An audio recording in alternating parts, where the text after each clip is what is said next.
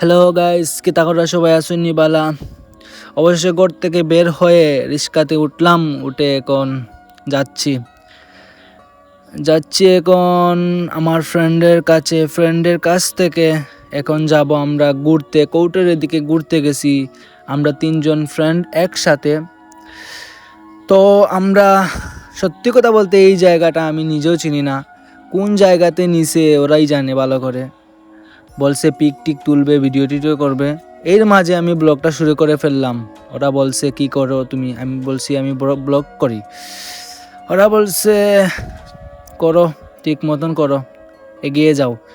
তারপর ওয়াকওয়ে আসলাম আর বৃষ্টিতে ভিজলাম। এত বৃষ্টি দিছে যা বলার বাইরে।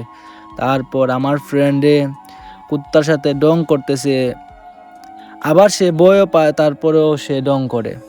আমি বারবার বলছি কুত্তার সাথে ফাইজলামি করিস না। যাই হোক, এখন বের হলাম বৃষ্টিতে ভিজার জন্য।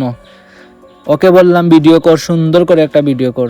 সে জানি না আমার ক্যামেরাতে পানি লেগে আছে, তারপরে বললাম কর ভিডিও কর, সুন্দর করে কর। তারপর সামনের দিকে আগালাম। তারপর ভাইয়ের কথা মনে পড়লো, তারপর ভাইয়ের জন্য একটা ভয়েস দিলাম। তারপর অনেক ভালো লাগলো ভয়েসটা দেওয়ার পর। ওকে বললাম শেষ কর, এখন ক্লিপটা শেষ কর। তারপর উঠে গেলাম ধীরে ধীরে। পরে আবার বললাম একটা ভিডিও কর, টিকটকে আপলোড করব। একটাও ভিডিও নাই টিকটকে আপলোড করার জন্য। তারপরে সে করলো। সে তার এক শরম কি, সে ভিডিওতে আসতেই চায় না, বাদে তার ব্যাকগ্রাউন্ডের ভিডিও আমি করে ফেললাম। সে জানে না, এমনভাবে দৌড়তেছে মনে হচ্ছে সে একজন বাচ্চা। তারপর আমরা চলে গেলাম বৃষ্টিতে ভিজে ভিজে মধ্যপাড়ার দিকে যাচ্ছি। সে চিনেও না এই রাস্তা মধ্যপাড়ার। বাদে আমি দেখলাম এখানে পোস্টার লেখা আছে মধ্যপাড়া, বাদে সে বলে এইটা বাসার নাম। তারপরে আমি দেখালাম তাকে প্রত্যেকটা বাসার সাইনবোর্ডে লেখা আছে মধ্যপাড়া। তারপর আমরা আস্তে আস্তে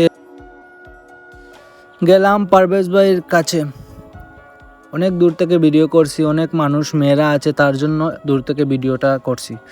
তারপরে পারভেজ ভাইকে বললাম আমাকে একটা জালমুড়ি দাও। তারপরে জালমুড়ি খেয়ে আমার তো মাথাই নষ্ট, এত জাল। যারা পারভেজ ভাই জালমুড়ি খান তারাই জানেন ভালো করে এইটার অনুভূতিটা কি জালমুড়িটার। যাই হোক, এখন আমার ফ্রেন্ড চলে যাচ্ছে, তাকে বিদায় দিলাম। তারপর আমি আবার রিক্সাতে উঠলাম। তারপর দেখি রিক্সার গ্লাসটা অনেক সুন্দর। তারপরে দেখি একটা ভিডিও করে নেই সুন্দর করে। এই ভিডিওটা ইনস্টাগ্রামে আপলোড করব, আমার কাছে ভালো লাগছে। তারপর সামনের দিকে যাচ্ছি। অবশেষে সন্ধ্যা হয়ে গেছে। আর আমাদের মৌলভীবাজারের কথা কি বলবো, একটু বৃষ্টি হলেই কক্সবাজার হয়ে যায়। তারপর রিক্সাওয়ালা মামাকে বললাম সোজা যাইতে, তারপর সে বামে চলে গেল। তারপর আমি বললাম সমস্যা নাই, সামনে দিকে আরেকটা রাস্তা আছে, সেই দিকে ঢুকা যাবে, সমস্যা নাই, চলে যাও তুমি।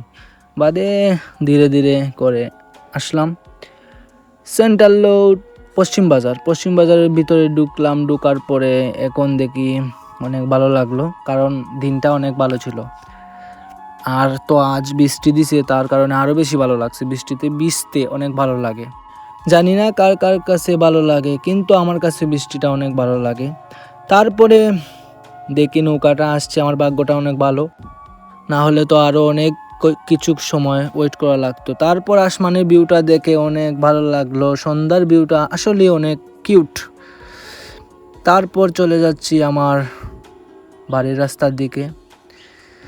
অবশেষে ভিডিওটা শেষের দিকে চলে গেল। তারপর দেখি ছোটো ভাই একটা মাছ ধরতেছে, তার মাছ ধরা দেখে আমার পুরনো দিনটা আবার মনে পড়ে গেল।